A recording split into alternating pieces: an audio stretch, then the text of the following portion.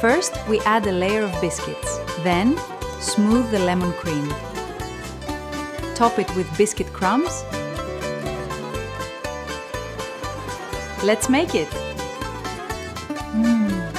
Perfect! You will love this fresh dessert. Δροσερό γλυκό ψυγείου με γιαούρτι.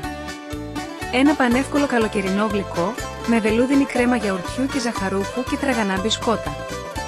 Ανακατεύουμε 1 κιλό στραγγιστό γιαούρτι με 1 κουτί ζαχαρούχο γάλα και αν θέλουμε, προσθέτουμε ξύσμα λεμονιού. Στρώνουμε μπισκότα σε πυρέξ, μισή κρέμα, ξανά μπισκότα και την υπόλοιπη κρέμα.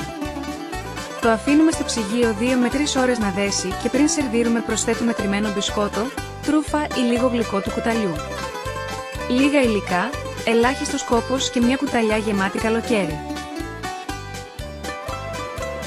Let's make it! Perfect! You will love this fresh dessert.